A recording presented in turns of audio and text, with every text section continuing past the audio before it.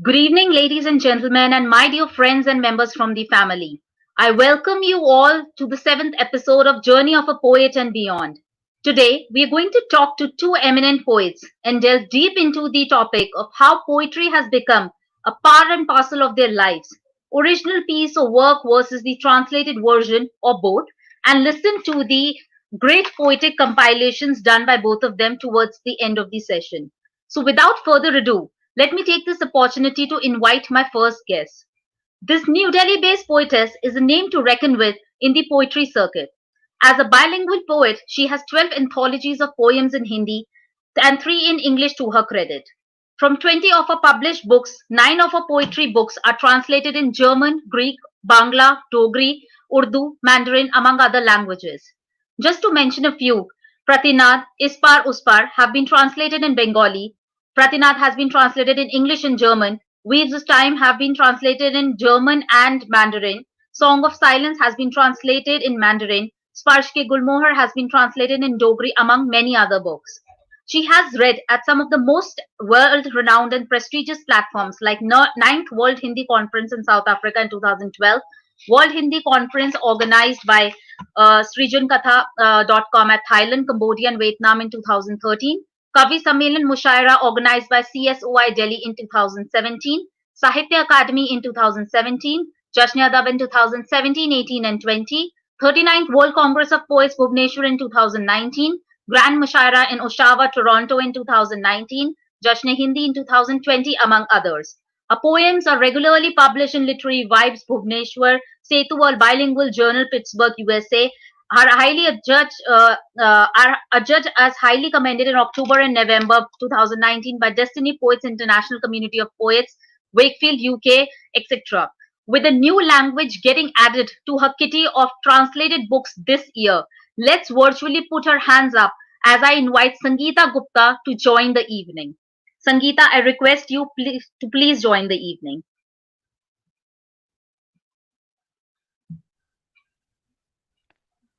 Hi, Sangeeta, how are you? Good. I'm fine. Good evening. How are you, Trisha? And good evening to all the audience who are joining us today. Yeah, I'm fine.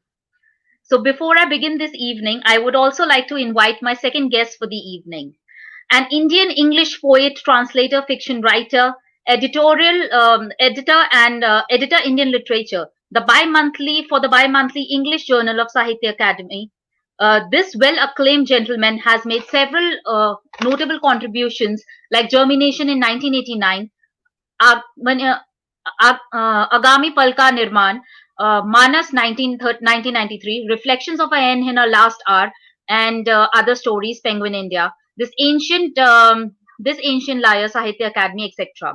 His anthologies are published in several international publications. He was a senior consultant at IGNU Senior Fellow Department of Culture, Government of India, and Honorary Fellow Department of Culture, South Korea, among others. He's been invited as a guest speaker in writers' conferences and readings in South Korea, Australia, Nepal, Thailand, Hong Kong, etc. So let us virtually put our hands up for this multi-award winner who has been a recipient of Katha Award, AKMG Prize, which enabled him to tour USA, UK, and Europe in 1997, and Vodafone Crossword Award 2007 for translating M. Mukundam's novel in 2007. I would humbly request A.J. Thomas to join us in this episode.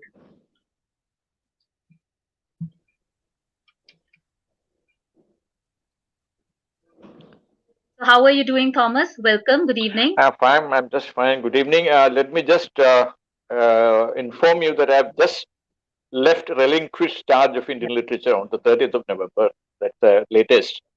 So I'm no longer the editor of Indian literature. I left after 4.5 years. On this stint, I was the editor. I was a regular editor till 2010 when I retired voluntarily. I had gone to Libya to teach English. And I came back and like that, the two stints. This is the second stint as a guest editor, and this was a long stint. Yeah. Okay. I've been there almost 23 years in the Sahitya Academy. Okay. Editing Indian so that's a long journey, I must say. Yeah. Yes. That is, yes. Yeah. So, welcome both of you to today's evening and to the seventh episode of Journey of a Poet and Beyond. And I would request all the guests present today, all the viewers present today, to kindly write down their questions and whatever they have for Thomas or Sangeeta, and we will take up during the evening. So, Thomas, my first question to you would be that how did your journey start as a poet? So, starting from the first step first. So, how did it begin for you? You see, poetry is a kind of it's a state of mind, and it began as a continuation of moods which set in, during my lonely hours or times when I merged with the nature, something like that. It really say how it all began because my upbringing, my living alone with my mother in a mountain village, Mhm, in the bosom of nature. And my mother was, herself a poet in that sense that she would mhm, talk to the plants, the vegetables that she grew, the cow and the goat that she raised. That kind of communion with nature and being. I learned firsthand mhm, from my mother.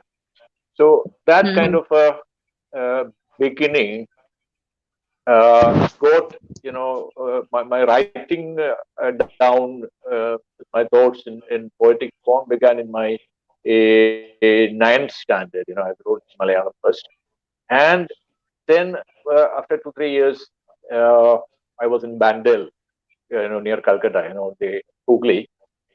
Uh, there, I was in a boarding school where I could speak only English. Speaking the mother tongue mhm. was punishable, that kind of thing. So Yeah, there I yeah, started writing poetry in English. So that is where I began. Long, long yeah. ago, 70, 71. Mhm, mhm, Then it's like that. And until I brought out my first collection, first and the only collection. I have appearance in lots of anthologies. But otherwise, this is mhm, my second collection. I've not been able to do even now. Some mhm, 500 poems are there. We're just going through them. Now that I'm mhm. free from my other things, because I was in Science Academy and I respond to kind of influential kind of position, I did not want to approach publishers, with that kind Mhm. of a handle. So now I'll do that. Yeah. Now I'll do that. Okay. So It's in brief this is very my journey till yeah. now as a poet. Yeah. This is very fascinating to know because I also read that your mother would talk to the plants and nature endearingly. She would talk to them, and she would even quarrel to them at times to the plants whenever she feels like. And that gave the first step to your poetry. So how was that? Yeah. How was that instinct? How was that particular moment for you? I was I was 4, 5, 6 years, that before school, Mhm, before primary school. That is the time. mhm, I mhm. have a long memory. I have a memory of about 2.5 years on. So I remember all Mhm. those little things. This is Yeah. idealist, say the kind of state of nature by, Rousseau's kind of state of nature. Mm, And mm, I was happy. I was happy there. I remember only happy mhm. memories of that time.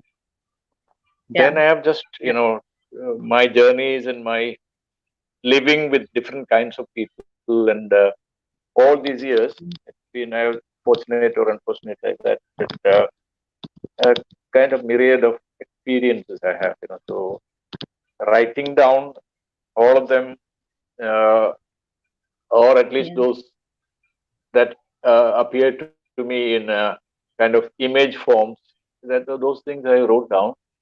Other Mhm. prose works I haven't done, but all these things I'm doing now.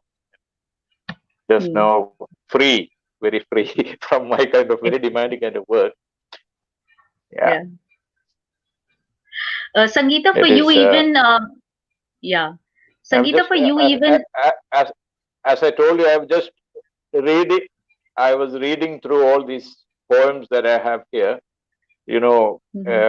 arranging them. Then I'm just reminded of my, different stages in life where I wrote those poems. I was just thinking about that just now.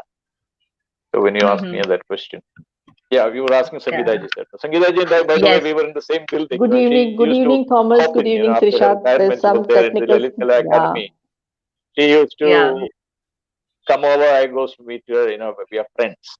Yeah, Sangeeta ji is like that. It's Yeah. an honor to be Thomas' friend and such an intellectual person and a great poet. It is always a pleasure to have coffee with you. I miss those days now, It's not very clear, not because very clear. yeah. Am I not clear? Yeah. Am I clear It or is okay. not clear? It's Yeah, it's okay okay to me. because I have logged Yeah, in from my phone. There's some it's problem with okay the to me. laptop, so it's okay. Thomas, it has always been a pleasure to be with you and have coffee with you and discuss poetry and discuss literature. It was fun. We missed those days. Inshallah, Mhm. someday something will happen and we will have resume our coffee sessions. Very welcome to you in this show. Yeah. Sangeeta, I was just asking you a similar question that we often see elements from the nature being part of your poetry. So, how do you see Thomas relating to his mother's the thing of connecting to the nature, and she would talk to plants and all of those things. So, do you also do those things when you have elements from the nature as your prime characters? Yes, yes. It is very interesting how poets think alike. Even I Mhm. talk to my plants, and I'm very comfortable talking to birds, to talking to plants. Yeah, I Mhm. have plants in my bedroom. I talk to them. They are my friends, and even I have Mhm. dedicated my books to plants, to trees, to caterpillar, to butterflies. So Yeah. it is a process where where you come from a space of love and compassion. You Mhm. understand them and they understand you. We are all part of the same universe, interconnected. Mhm. So I was not Mhm. surprised to know that Thomas' mother would be able to talk to the plants. And Mhm. even when you sing and there's a music, the cows can give more milk, the plants get become happier. So that all is part of the Mhm. universe plan and design. I'm Mhm. never surprised when people say that they can talk to plants.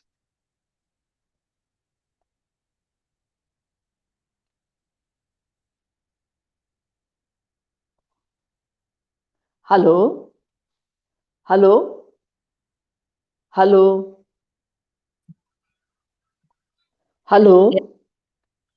Yeah, there's buffering. I don't know. It's on my side or your side. No, it's not even on my side. I think Thomas is little on the low network zone. So that is Hmm. what I am thinking. Thomas, can you hear us?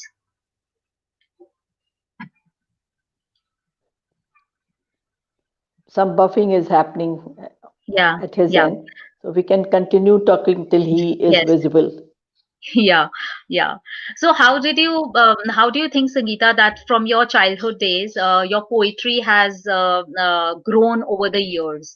So how do you think that has shaped from one sort of poetry to one form to another, or maybe to other form? So how has that grown over the years? Poetry is one gift with whether it is been gi- divine has been blessed you, divine has blessed you with poetry. So that kind Mm-hmm. of feeling I have, that I was divinely blessed to understand and enjoy poetry. Initially, I did not write. I used to just Mm-hmm. read poems, and I was very happy reading poems. I was happier reading poems than reading prose, though, Mm-hmm. and still, my love for poetry continues the same way. Right. After in my teenagers days, I started Mm-hmm. writing also. Poetry hasn't changed much, in the sense you become mature, you become wiser. What I would say, that the world spoils your purity, your innocence, and you have to Yeah. guard yourself. You have to Mm-hmm. preserve your purity, you have to preserve your innocence to be a poet, and you have to guard yourself from Yes. the toxic environment or people, so that you can remain pure as a poet. uh, any Mm-hmm. visionary who can see things ahead of her or his time has to maintain that purity of soul, purity of your heart. So I basically used to write about love, and I still continue to write about love. Some of the social messages are there in my poetry, but that is not dominantly my genre. So, Thomas, coming to you, now what is your poetry like, and how it developed from your early childhood days to the current times? Can you repeat? Can you ask that question again? I can't hear you Sure, properly. Just once sure. again. I Can you I repeat the just asked. question? Yeah, I can. So I asked you a question wherein I said that how is your poetry like? Now, what sort of poetry do you write, and how it developed over the years from your childhood days to now in the current times, if we see it.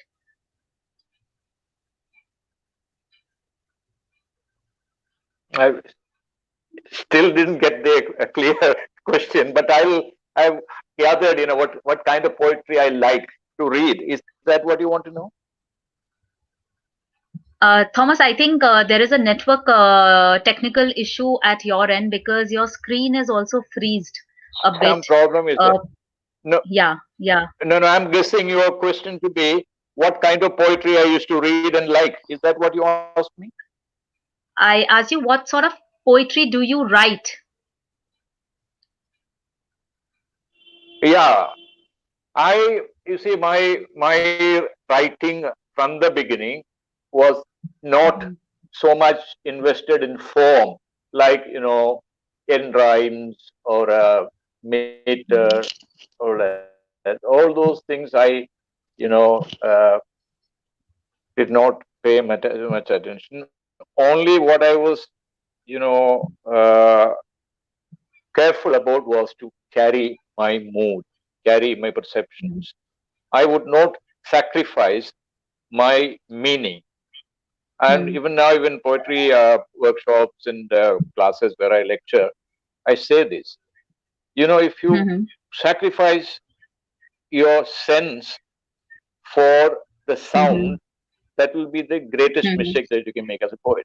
So, what you do is you be sure that you get the right word.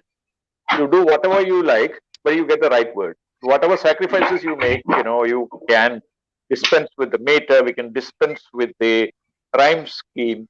It's not ultimately form is necessary in certain cases, but otherwise the form it will even the rhythm will be internal, not out external sound pattern. The mhm, rhythm or the meanings will be enough. The sense, not even meaning, the sense will be enough. Now, this mhm, is the way I used to write poetry, uh, mhm, but they are distinctly different, in expression as my poetry developed in later years in consonance with my experiences. You can see the journey, you can see the difference. And yeah. you can write, I can write sonnets or villanelles or whatever, all these things I can write, but Mhm, I'm not preoccupied with form. I write like in the vernacular languages, early in poetry in Malayalam, for example, it's all even now it's very much meter bound, meter and kind of alliteration, assonance, uh, end rhymes, all these things are there. But mhm, if you're writing in English, we are free to use the free words, from the very beginning. So that kind of a great freedom of expression, quote unquote, I've enjoyed from early mhm, on, and that gives my mhm, writing, my poetry writing is very flexible. I can always enjoy writing poetry. I'm not mhm, slave to any kind of compulsions like that. So I come free, but there's a great sense of felicity for my expression that because I am following this kind of writing mhm, practice. mhm. Did that make sense to you? Yeah, yeah. Yes, So if you, it made sense. yeah, yeah. So Yeah. if you could tell our viewers today something about your published works.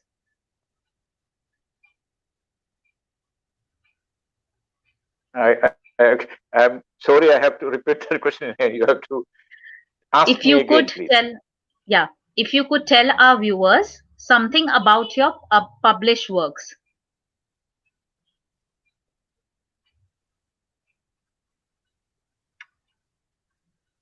About I only heard published work.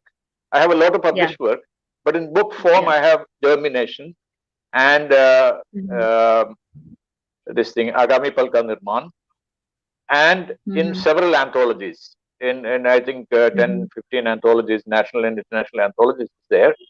And my Mm-hmm. new one coming now. I'm after I relinquish charge of Indian literature, I'm putting together my poetry collection now. So I was Mm-hmm. in the process of doing that when Sangeeta ji called me. So I am fresh from the oven, kind of. I have all these in my computer now. There are several hundreds. I'm making a selection now. Yeah, Yeah, yeah. and So, publication Glad wise, to hear that, I Thomas. have You a are, translator. My one of my main activities is translating poetry from Malayalam. I have yeah. translated a lot of poetry of Janpid Awadis and the great masters of old, even the youngest, the teenagers, all these, from poetry of the last 80 years, Mm-hmm. I've translated and published. And Mm-hmm. also short fiction and novels, all these, and plays I have Yeah, yeah. translated. So my published work is mostly translated. Now, Mm-hmm. my own poetry is only coming now. Mm-hmm. My big book is coming. Okay, okay. congratulations for that. We are waiting. We are Yeah, looking forward to yes, that. yes. Yeah, So I was just about to come to that can't hear. question that from Yeah, poetry to translation, how did that transition happen? So an yeah. add-on to your journey. So what made you realize that there is a need to translate the works? It's again poetry, love poetry. Because I wanted the best of Malayalam poetry to be read by others in India and abroad. Now, that kind of an urge to share the best of poetry in Malayalam in English Mhm. translation. And based on my English translation, uh, many of the Sahitya Academy award winners' works have been translated to other Indian languages. Like O.N.V. Kurup, the Nanpid Awardee, his work, it has gone into some 8 or 10 languages from my basic English text. So the journey of my translated texts are like this. Not only the poetic text, Mhm. also a novel, Mhm. Keshavan's Lamentations by Mukundan, that Mhm. Crossword Award winning book, that has also gone into languages like Nepali, Assamese. It's all through my agency. All these things are happening, so which keep me kind of satisfied at that level. Yeah, yeah. So, Sangeeta, some of your books are also translated by other writers into different languages.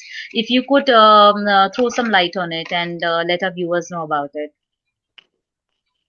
First of all, let me express my gratitude to Thomas for translating so many beautiful poems from different languages, especially from Malayalam to English, so that we can read. Because of the language barrier, we wouldn't have read those poems. Mm-hmm. His contribution as a translator is immense, and because of him, many people are able to read poetry and literature from the Malayalam world. And uh, now he's compiling, he has sacrificed his own poetry collections because of that. So my Mm-hmm. salute to him for being a translator. A translator's job Yeah. is very difficult and very, full of responsibility, where you have to really take care. Translating one poem from Mm-hmm. one language to another language, only a poet can do. And I have been lucky enough to be translated by many poets like Keshav Malik. He translated my Hindi poems into English. And my Hindi Mhm. collection was called Pratina. That was in 2005. And that same Mhm. collection was translated in Bangla by Kamlesh Sen. Kamlesh Sen also is a Sahitya Academy Award winner for translations. Uh, Mhm. he also edited a magazine. So I was very young when he translated my Hindi book called Mhm. Ispar Uspar in Bangla, and his Mhm. translation, I must confess, that is much better than my own original poetry, because Mhm. Bangla literature is so rich, and the Yeah. language and the fluency.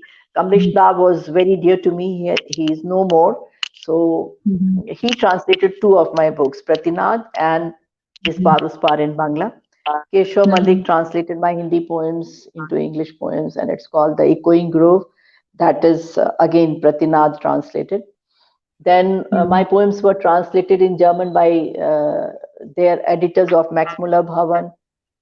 Then my poems are Mhm. translated in Greek. A collection of poems called Weaves of Time has been translated in Greek by my Greek poet friend called Froso Visuvitu. Mhm. Then the same book, Weaves of Time and Song of Silence, these two books are translated in Mandarin recently, last January 2020. Okay. Those two Mhm. collections were published. Again, it is translated by a poet called June. She's a Mhm. Mandarin poet, and I met her in the World Congress of Poets.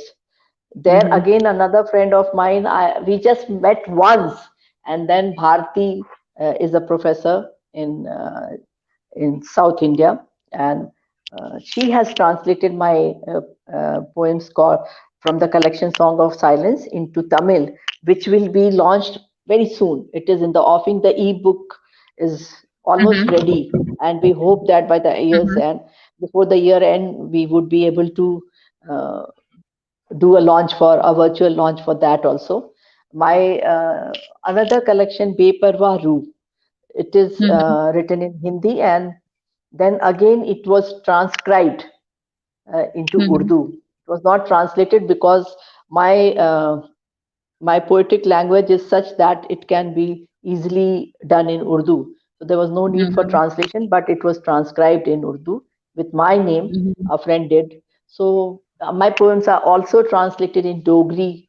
I was in Jammu and Kashmir, and then a Dogri poet. He's also no more. Mhm. He translated my poems in Dogri, I can and hear what. we also did some musical. So I have been divinely blessed as far as translation is concerned. I have been able to reach wider audience and wider readers through Mhm. translation, and I really respect people who do the translation. I have translated few of my poems from Hindi to English and from English to Hindi on demand, when Mhm. the reader wants me to translate and they force me that I can't understand this language. So then I translate sometimes my Hindi poems to English, or my English Mhm. poems to Hindi when it is Mhm. uh, asked by my friends or poets. Mhm. So, Sangeeta, do you feel that the opinions change while the original work is being translated? No, actually, when a poet does a poetry translation, that's why, fortunate are those poets whose translation is Mhm. done by Thomas. When a poet translates a poet, he would Mhm. understand the nuances of the poetry. Because when, I was a very young poet when my books were translated. I was I can must be hear anything 35 that year old. Sangeeta ji says. I can hear partially what you say. Can you hear me? We can hear you. We can hear Yes, you. Thomas. Yes. You can't If hear you can me? change, if you Yeah, can I change can't your hear anything location, that it Sangeeta ji says. Thomas, if you can change your Uh, location, it'll be great because your screen is no, freezing again and again. Can you go near the Wi-Fi modem or something like that no, so no. it becomes better? It is something is wrong with You are doing your the best. this thing. My connection is fine. You can see that I'm clear, but I can't see Sangeeta ji. I can see you. I Okay. can see myself very clearly, but I can't see Sangeeta ji. So I Sangeeta, have become not clear I have or become audible. invisible. Not, I is not know there. some magic. I become invisible. Let's hope that you will see me, and at least I can see you, and I can see Is Trisha it happening? also. Is she reading? I can't hear her. No, I'm not. I was just conversing. I was saying that fortunate are those poets who are translated by Thomas. A poet is lucky to be translated by a poet. It's a very Mm-hmm. important thing that poetry, nuances What's of happening now? poetry are. Uh, Is she connected now? yes, yes, I'm Is Thomas, yes, Sangeeta ji yes. connected? yes, yes. Can you Thomas see Sangeeta her? is connected. Yes, Can I you can see see. her? Yes, yes, I can. But I can't see her. I can't see her. I can't hear her. So that is the way it Thomas, is. there is a network issue in your case because your network is just unstable. It's just going off and on. I would Yeah. request if you can just reconnect again, I don't know. if it's possible. I'm, Try and I'm reconnect. sitting in Switch off and Kochi, then connect. and here it's not. Mine is an Airtel connection. It's not a problem here. But I don't know what's happening. Yeah. Now I can see her. Yeah. Let's at least Okay. ask her a Thank question. God. Okay, Let's Thank see fine. if God. she talks Thank and God, Thomas, you can see me. yeah. I was saying that I'm very Yeah. fortunate that uh, great poets, better poets, bigger poets, legend poets have I translated me. So it was their love and affection that Keshore translated me, or Kamlesh Sen translated me, or June has translated. She's a great translator. She also is a poet. So that way, it's a great service when a translator does translation from different languages to English or Hindi. So when I was a young kid, I read Gitanjali in English as well as in Hindi because I could not read Bangla. I could not read the original. So I read it in English. Thankfully, the English translation is done by Tagore himself. So when a poet, when the same poet does it, then it is the best translation, and the second best is, or a poet does a translation for another poet. So good that we are discussing about translation. It is a very important aspect of spreading the wings of poetry or literature to a bigger world. So that way Mm-hmm. Thomas has done Yeah, a great service to literature world. yeah. Thomas, coming to you, I have yeah. myself seen that people translate things without any formal course or degree into it. But you have a Yeah. specialization, you have a degree into translation. So, how Yeah. do you see translation in India per se, if we talk about it? The first assumption is that anyone who translates poetry is himself or herself is a poet. Okay. Unless one is a poet himself or herself, translation of poetry is not really possible. At some level, Yeah. one has to be a poet. Otherwise, they wouldn't, it's not like prose translation. Mhm. Poetry works at different levels, and you have to see the many layers of meaning of a word or the connotations that they make. So that so the translation of poetry is best done by a poet. That is the main design. Then it is not again something that you can learn. Only that you can hone your skill. You can maybe improve your craft through education or a workshop. And what I have learned, I have done my MPhil and PhD in translation studies. That's a lot of practice. I mine my both MPhil dissertation and PhD thesis were on translated works from Malayalam into English. Uh, it Mhm. another kind of thing. It's only that my experience and knowledge of translation was a backdrop to my studies. Not that, no, only I learned certain things about the kind of the politics of translation, about the linguistic and cultural problems of translation. All these things I became aware of, more importantly, through intensive reading for the degrees. That is the only thing I learned. Otherwise, one doesn't become a translator or by doing a degree. But there are professional Mhm. translators who get trained by other translators in workshops. I have conducted a lot of them. So I can say mentor those who are doing translation, how to go about it, maybe how not to do it literal translation. Those practical tips I can give, I can guide. These are the only things that's possible. Otherwise, one has to have that sense, the basic sense Mhm. oneself. Otherwise, there is no Mhm. poetry, especially. So that's my Yeah, take on yeah. How is translation basically received in India if we compare it to the ones abroad? Do you see any it. difference in it? There are two, three different things I want to mention here briefly.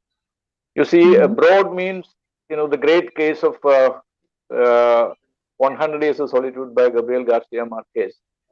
In the first interview about Gregory Rabassa, who the American translator who translated Marquez's novel 100 Years of Solitude into English, Marquez in an open audience in an interview said that Gregory Rabassa is greater than me in the sense that he, the Spanish original, which was there in existence for 3 years and some 3,000 copies in an obscure publishing house, which was not being Mm-hmm. circulated also. It was just, it was in stock, kind of like that, just circulated among friends and well-wishers. But the English translation traveled all over the Mm-hmm. world.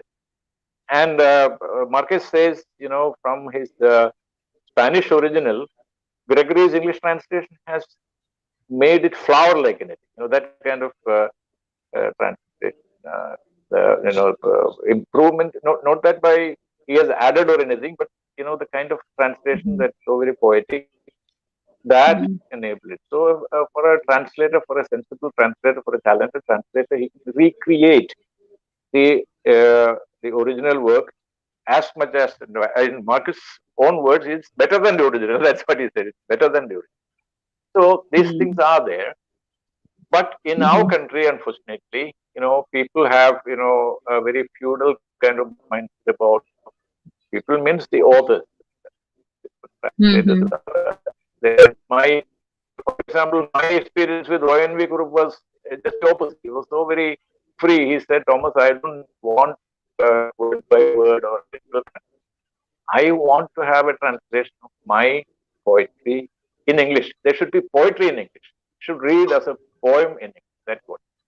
And many others also, but many others, many fiction writers whom I translate, young poets, they're also very proprietorial over their original text. And just saying like some others were like, the landlord tenant or the jamindar tenant kind of attitude was there.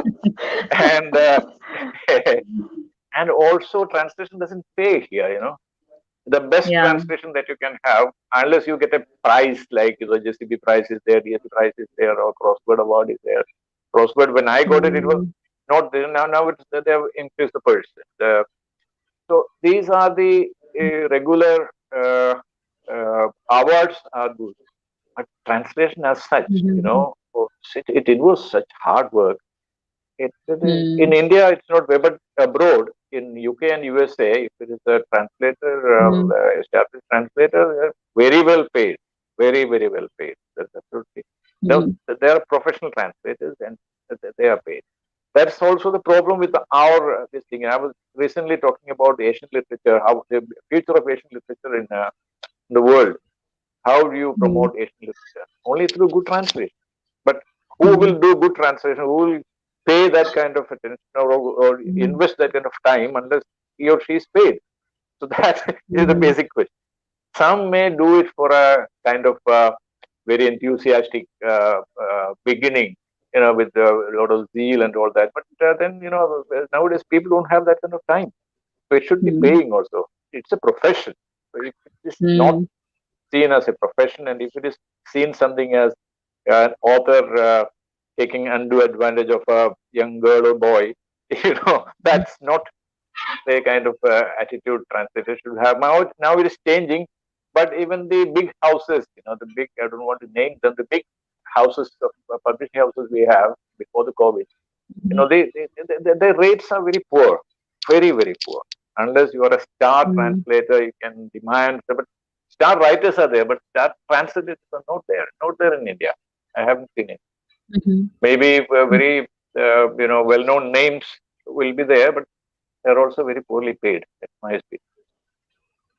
But I did not begin my translation career as a professional translator. I did out of love, like Yeah. love for the text or love for the person. My friends, when they were, Thomas, please do this for me. I will do that. These writers are my friends, my bosom friends for so many years.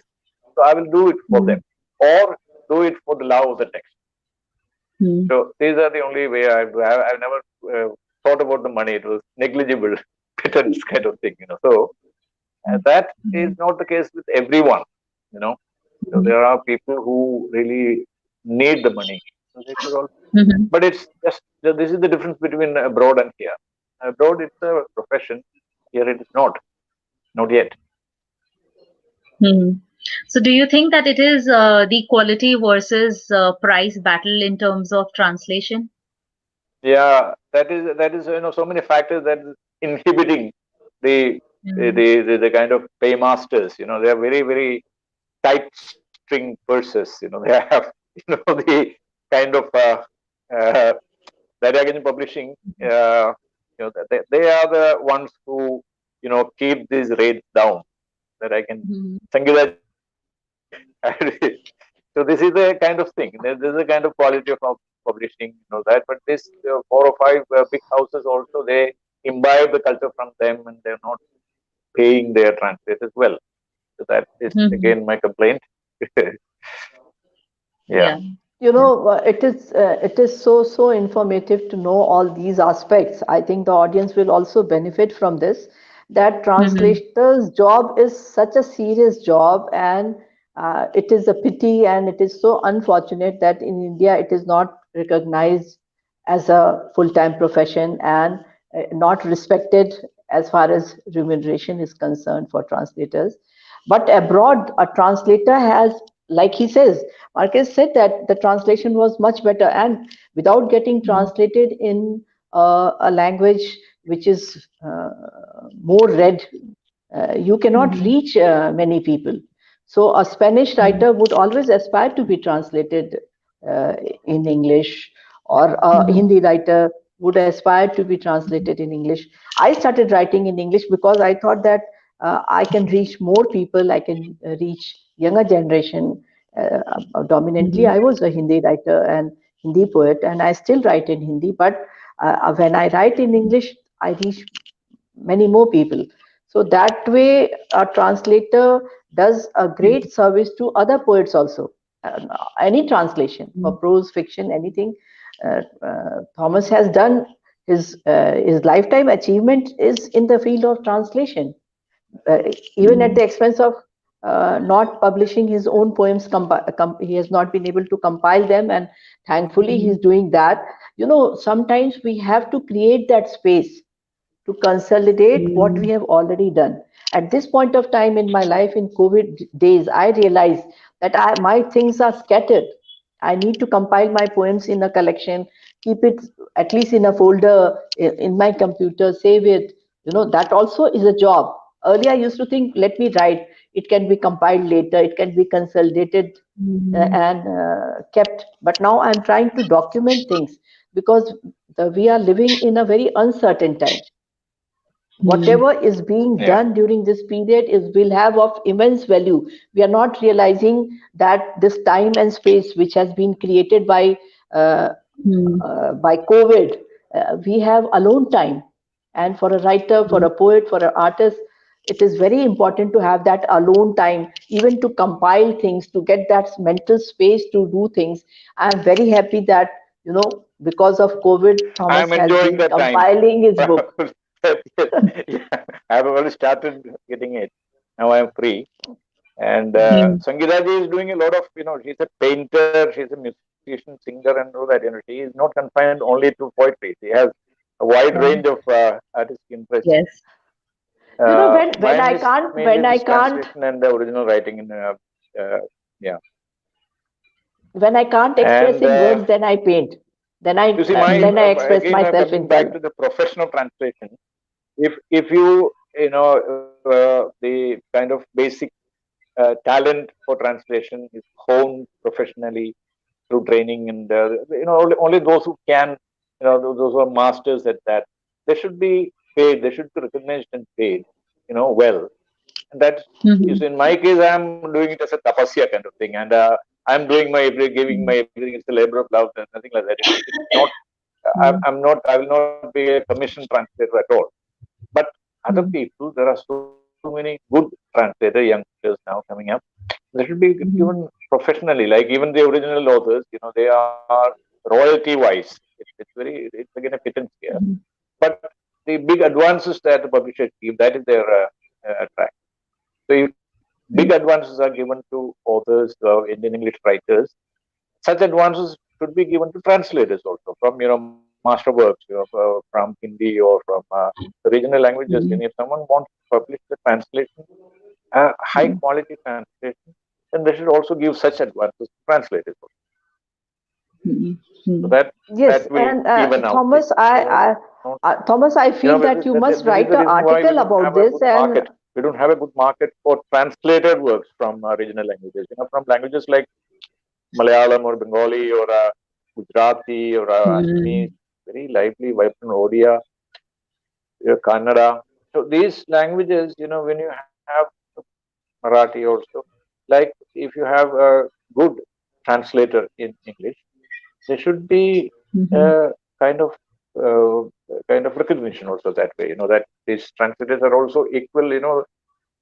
Copyright thing is 50-50. The translated text is the copyright Mhm. of the translator, so they are equal. So that kind of sense should be there, not the other kind of relation for hegemony that I was talking about. Not there. So that is the Mhm. only way, democratic way, that we can bring about a kind of change in people's approach to yes, translation, perception of Mhm. translation.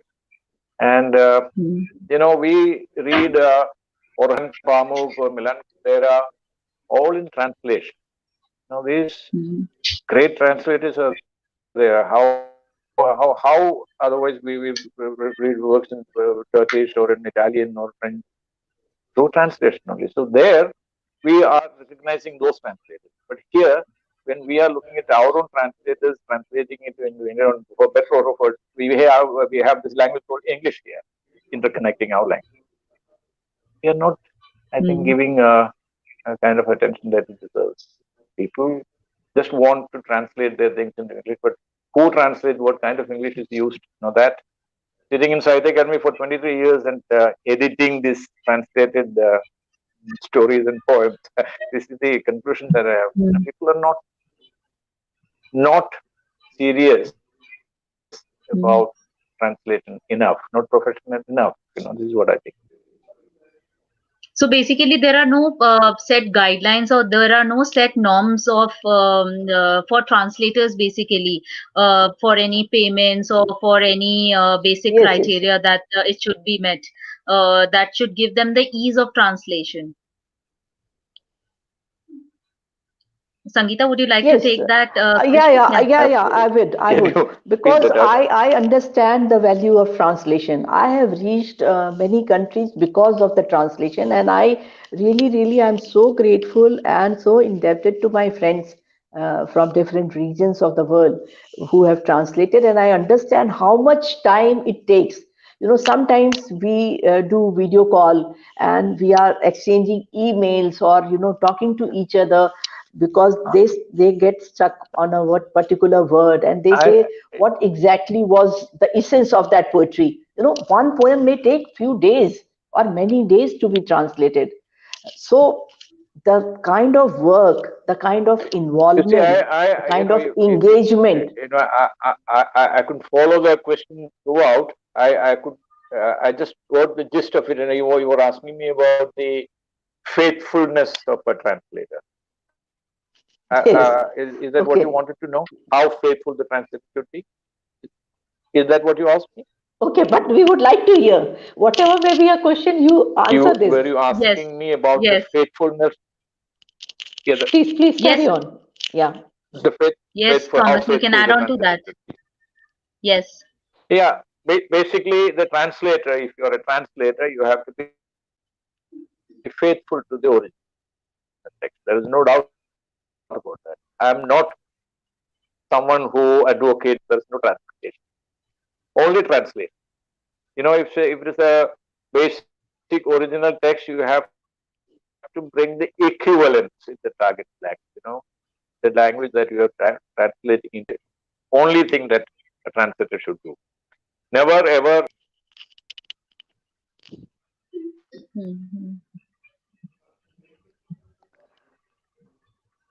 He's again in the especially buffer on the zone, basis of poetry. so Yeah, we can yeah, continue. Yeah. yeah, He's a very serious translator. Thankfully, he's back. Yeah. yeah. Yes, Thomas, please carry on. Yeah, I was just saying. So, if it is poetry, especially uh, Mhm.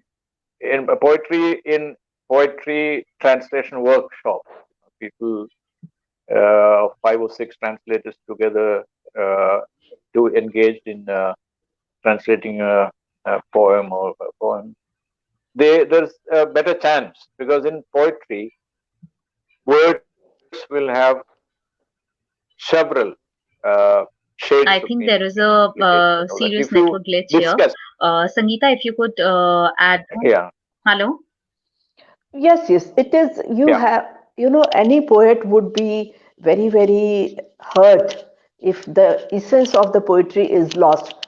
So a translator has an onerous responsibility of being Mhm. faithful to the poem or to Mhm. the collection.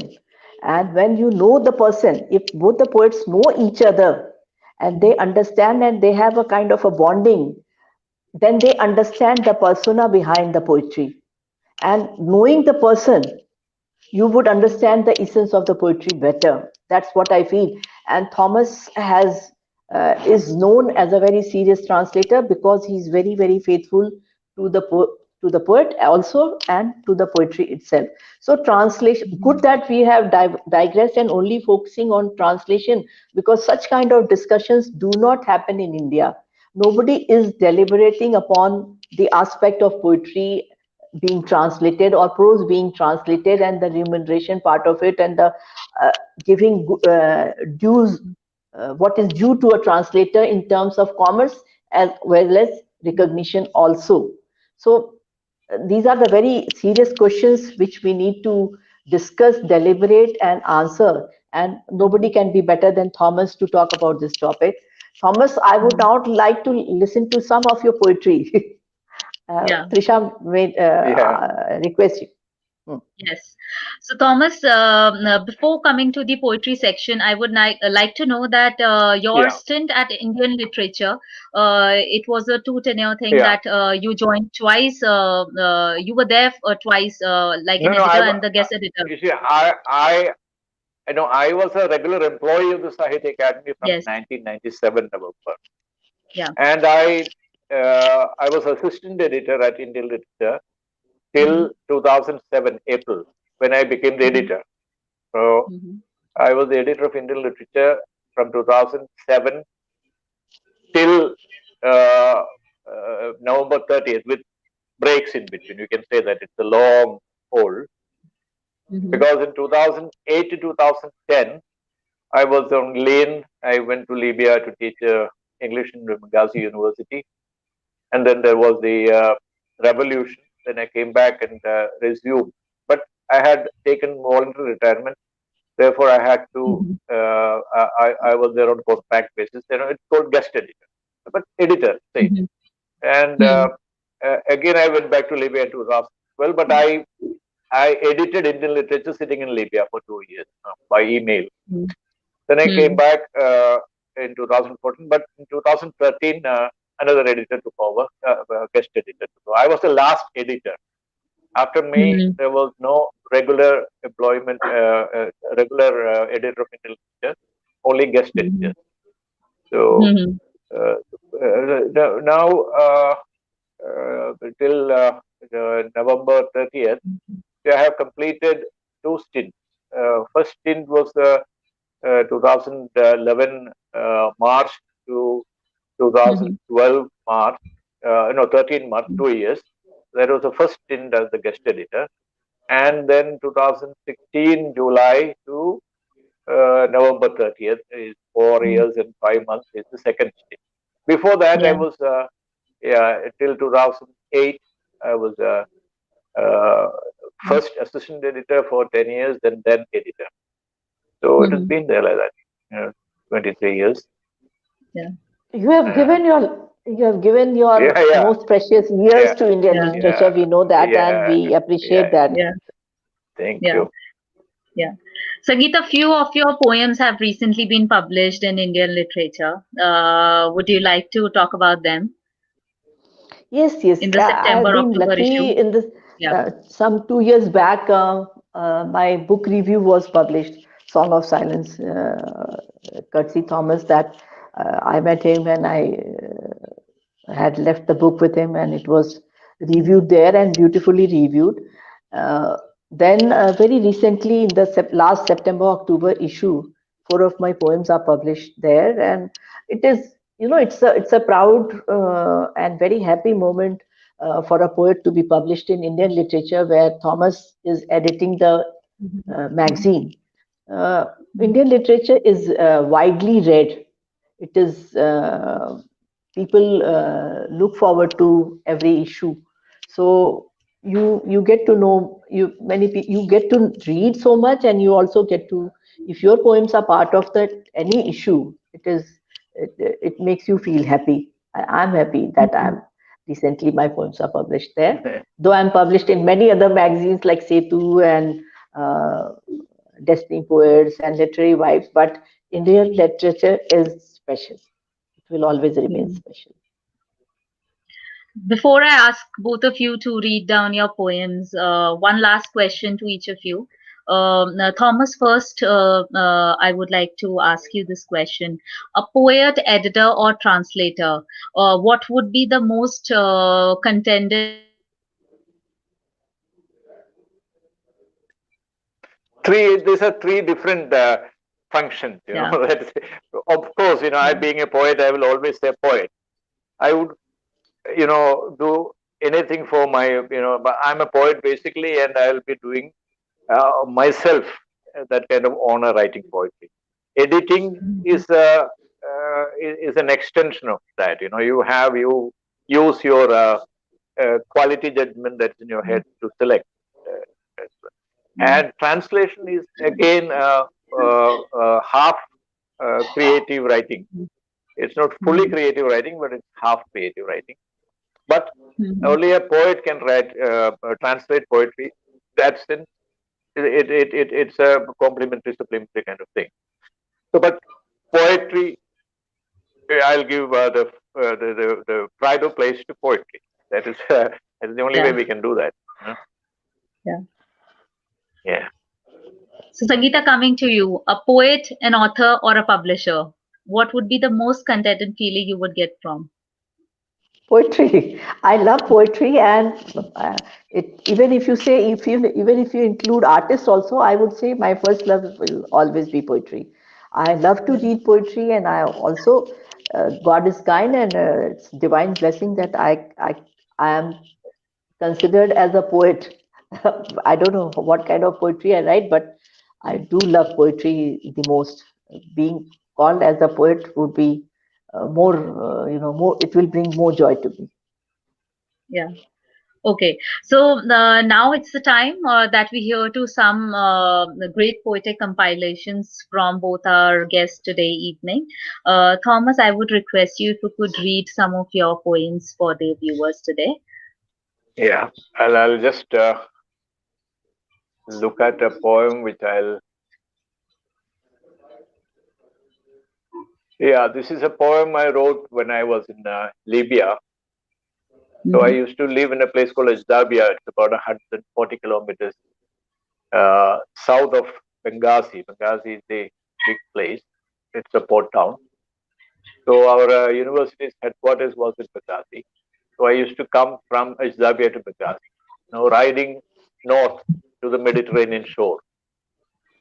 So this is a poem I wrote in 2010, 11. Yeah. just before the revolution. And so people who read this took it as a prophetic kind of take on the coming revolution. But I never even imagined that that will happen. But I'll read this. The poem is titled Expectantly. Mhm. Expectantly.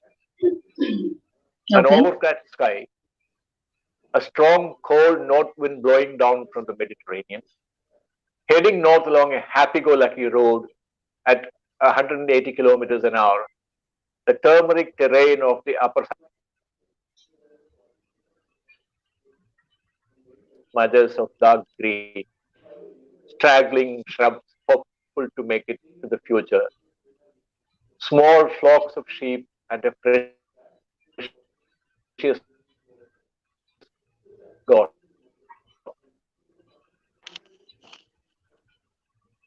There's some audio issue Road there. Yeah.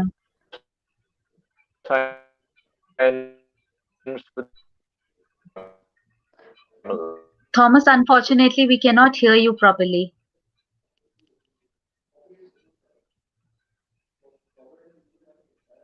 Thomas, can you hear me?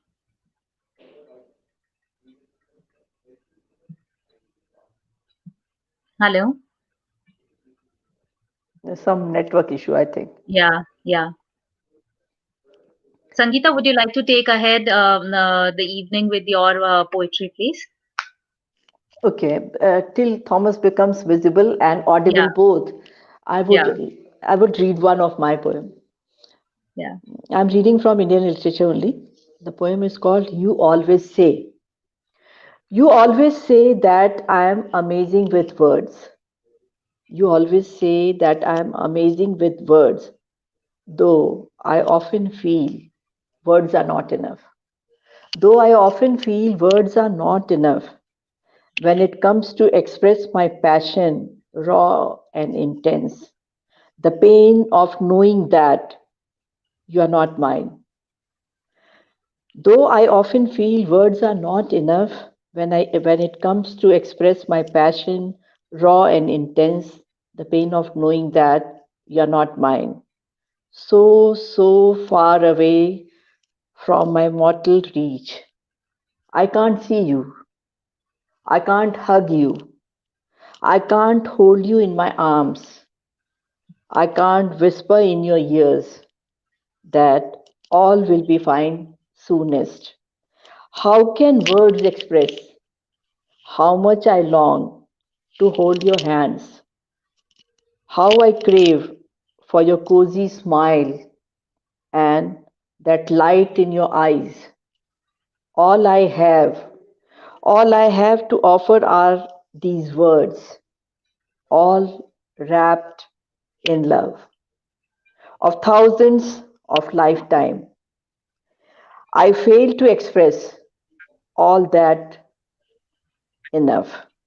I fail to express all and enough. I brush away failure every time. I brush away failure every time when you say, I am amazing with words, though I often feel words are not enough. Words are not enough. Now Thomas is back. He can take Yeah. over.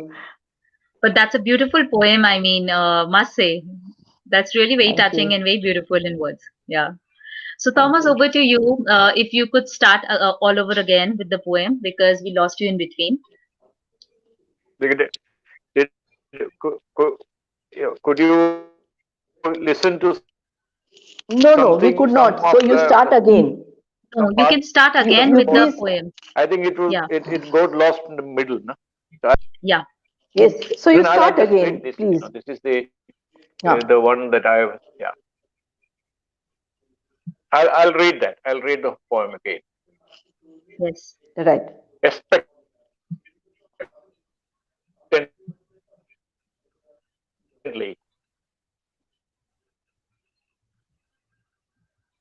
an So unfortunate. overcast sky, a strong, cold north wind blowing down from the Mediterranean.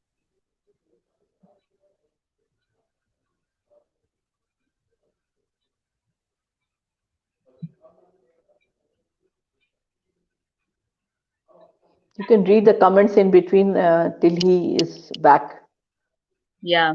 So we have beautiful comments, Yeah, Sangeeta, for the your problem is, yeah. Yeah, he's back. He's back. the moment I start reading, something will go on. Yeah. So that is the reward for all of us, that we have to patiently wait for your poetry, because it's so Now you start intriguing, so again, Thomas. interesting. Start from the Yes. beginning. Yeah. Start from the beginning. Yeah. Mm.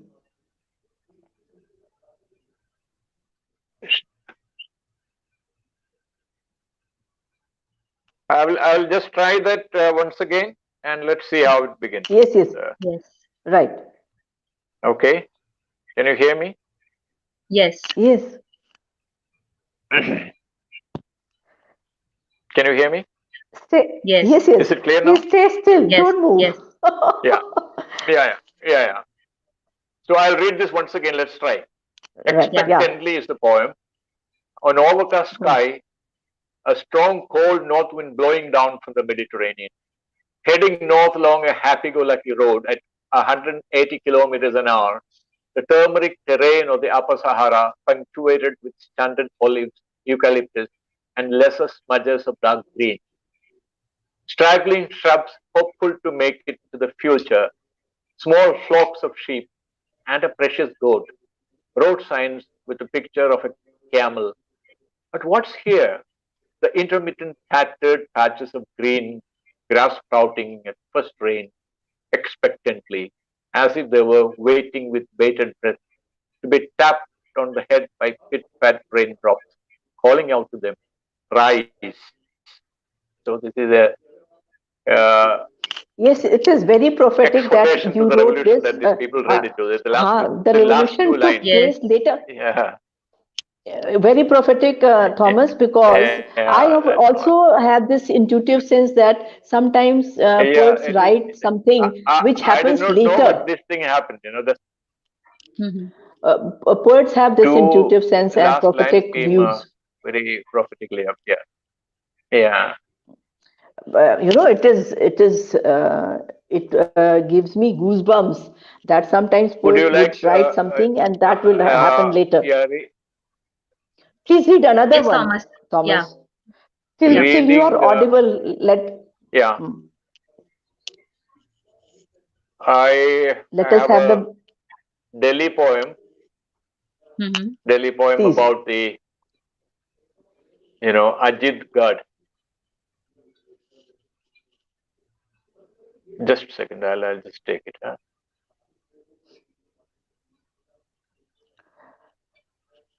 Don't change your Yeah, stance it's or about Sarmad Shahid. Sarmad Shahid is, the Sufi saint Sarmad, who was beheaded by Aurangzeb. It's a Hmm. poem about Sarmad Shahid. Okay. So I revisited the Juma Masjid area in Balimaran some time ago, which inspired two poems. The first one is on the martyr Sarmad, who was executed by Emperor Aurangzeb. The king is naked, cried the innocent child. Power is naked, the unsheathed sword. Truth is naked too. Innocence can see it. The two often clash in battle, sparks flying. Sticking to nudity is the ultimate truth speaking. That's what Sarmad did, the absolute unconformity outside the frames of the established. If Mansur al-Hallaj declared, I am the truth, chanting Anal Haq, Sarmad did something similar, saying only the La ilaha part of the Kalima, leaving out illallah, perhaps implying there is no God outside but within oneself. Dazed by the unraveling, Aurangzeb had him beheaded outside the eastern gate of the Juma Masjid, where the headless Sarmad danced on the steps, carrying his head in his hand before giving up the ghost, as the legend goes. Standing on the very steps, I frame a picture of his red dargah below, with the Quila Mola, or the exalted fortress, which was eventually reduced to the simple Lal Quila to suit the latter-day reality of total decrepitude looming in the skyline behind.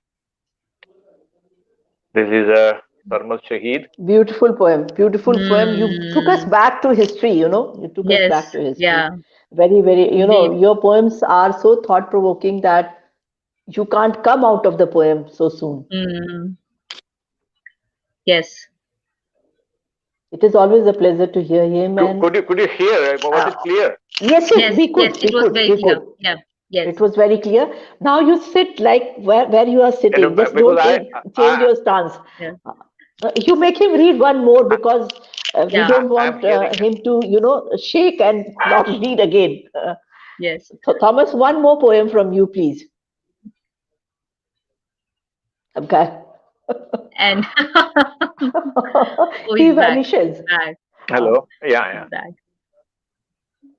Yes, Thomas. Can we have another one poem from you? Thomas, one more poem from you.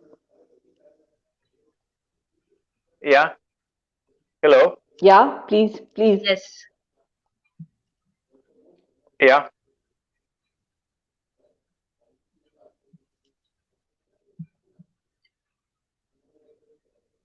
Whenever he moves, I think whenever he moves, Yes. his Wi-Fi goes That is a yes. berserk. That's why I told him, stay, you know, don't change your stance. But Yeah. So we something, have a lot yeah, of yeah. viewers who have joined us today, and I would Hmm. like to just read few comments before Thomas comes. And so Aradhana Mahajan says that she was actually looking forward to this beautiful evening. Akshat has said Adab Sangeeta ji. Akhilesh Singh has said Namaste to everyone, and Jenny Shabnam has said Namaste. And Aradhana Mahajan is really inspired by the elements of the nature, and she said, "Wow, talking to elements of nature, this is so exciting." Vivek Gautam has said, "Good evening, dear friends," and Amal Srivastav has said, "Hi, Sangeeta ma'am, nice to see you here on the discussion. Good evening to everyone." Thomas is back. So Thomas, we're waiting for another poem, and meanwhile we were reading some of the comments from the viewers who are watching us today. Thomas, can you hear us? Yeah. Can you repeat? Let me just get but one word. Then I'll catch on. Tell me once again. You have to read one more poem. Read one more poem. What were you asking me? If you could read one more Hello. poem. Trisha, please repeat. Yes. One Yeah. more poem Yeah. from you. Thomas, if you can read one more poem for us, please. Hello. Thomas, we can hear you. Can you hear me? Hello. Yeah. I can hear you now, One. but before that, it's Yeah. all Okay. garbled kind of Okay. sound that So comes. can you read one more Yeah. poem Now, for can us? you hear me? Yes. Yes. Yeah. I'll read one more poem. It is Yes. again about the Red Fort area. It's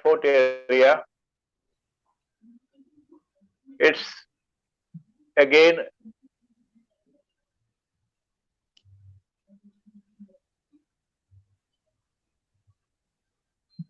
Galip's Haveli in Ballymaran Road.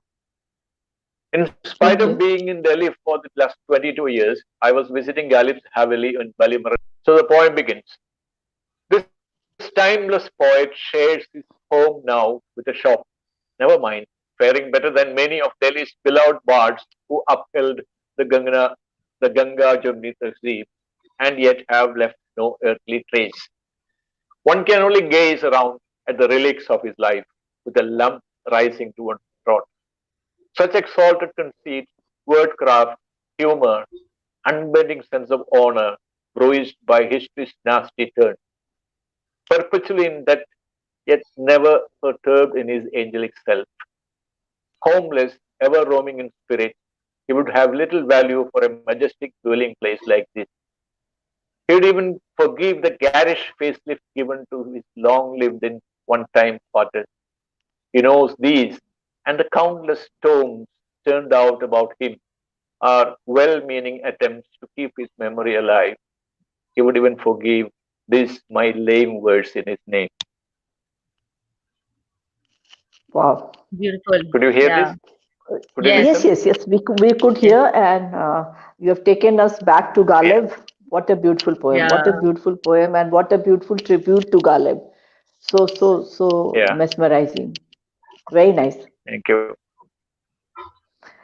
By the God's grace, when you don't move, then your poetry comes better. Yeah.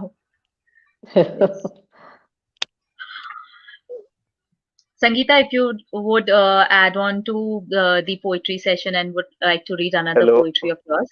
Yeah. Okay, I'll do that. I'm reading again from the Indian literature. Uh, that poem is titled "If Love Can Heal You." If love can heal you, I will send all of mine. If love can heal you, I will send all of mine. You are precious. Take a part of my life, though I am an ocean of pain myself. Take a part of my life, though I am an ocean of pain myself. My heart and soul are pure love. You stay Mhm. there and rest. My heart and soul are pure love. You stay there and rest. All my poems are prayers to you. All my poems are prayers for you. They belong to you. They shall heal you indeed. All my poems Mhm. are prayers for you. They belong to you. They shall heal you indeed. You are loved deeply. You are loved deeply, cared, and blessed in whatever I do or not do. Soul to soul conversations happen with every breath. If love Mhm. can heal you, I send all of mine. If love can heal you, I send all of mine. Beautiful. That's amazing. Thank you. Thank Yeah. you. So Beautiful there are a lot conversation. of comments. Yeah. This is the So there only are a one lot I of could hear comments for both of properly. you before. Yeah. Yeah. You could Yeah. hear? Yeah. Yeah. Okay, I could hear okay, properly. This is the only one I could hear properly. okay, What to okay, do? okay. Yeah. Yeah. Yeah. So Yeah. there are a lot of comments for both of you. Thomas, I would like to read first for you before your Yeah. network goes Yeah. unstable. Yeah. Yeah. Yeah. Definitely. So Radha Mahajan says that poem depicting the beautiful Muslim era, it's wonderful. Apart from that, there are a few comments. That translation, Anupam Singh, he says that translation is more difficult in comparison to original writing. And he's very Yeah. fortunate to be part of the program. There are other comments which say that it is a great literary program and congratulations by Vivek Gautam. Sangeeta, there are a few comments for you which says that very beautiful poem. Jenny Shabnam says. Anupam Singh says that very good and touching poem. Rupam Singh says great, wonderful poetry, Sangeeta. Ratna Majan says great poetry, Sangeeta ji. Anupam Gupta says beautiful poem. And Neelam Kulshresh says namaskar to all of us. And there is Khatira Art Education. They say, beautiful, sir. The poetry is very nice. And Nina Batra says that the program gives the opportunity to listen to such great poets and may this trend continues. Sushri Mishra, she says that very powerful poem, Dr. Thomas. And Thank you. then Shabnam says, बहुत भावपूर्ण कविता संगीता दी. So there are a lot of comments. You can always go back and reply to your viewers who have joined this evening. Thank you so much, We Sangeeta will and do. Thomas, for being part of the evening. It was a lovely session talking to both of you. And soon we will be back with another evening. And thank you so much, viewers, for being part of today's evening. We'll be back with our eighth episode, the next episode, for Journey of a Poet and Beyond. And before closing the evening, if you like our session for today, please like and comment and do share your feedback, which is of great value to all of us. And we will continue like this in the next forthcoming weeks and days. And as I said, we'll be soon be back with our eighth episode for Journey of a Poet and Beyond. Till then, stay safe, stay healthy. Good night, rise and shine. This is Trisha Mahajan signing off. Thank you so much. And Thank. let Thank me you. also Thank you very much, thank the Trisha. viewers and Thank Yeah, Thomas you and very much. Trisha. It was a And lovely I yeah, evening thank and you, very thought Geeta. provoking, where we could discuss about a translator's job and his responsibility, and the way the Yeah. translators are treated. Thomas, you really Mhm. highlighted all these and you flag marked all this, and this also should be addressed at different forums Mhm. and with publishers and with others who are the Mhm. stakeholders. Thank you so much for Mhm. being here, Trisha, and thank you for Thomas joining us from Kochi. And it is always a pleasure, though we are not having coffee together, but I really enjoyed the conversation. Look forward Thank to you. our coffee sessions. Yeah. Thank you, Thomas, for Okay. being here. Thank you. Thank And you. thank you, Thank you, Trisha, Trisha. for conducting this so Thank well. Thank you you. so much. Thank Thanks. thank Thanks to thank both of bye. you. Thank you, Thank viewers. Good night. Take care. thank you. Bye. Good night. Bye. Bye. Bye.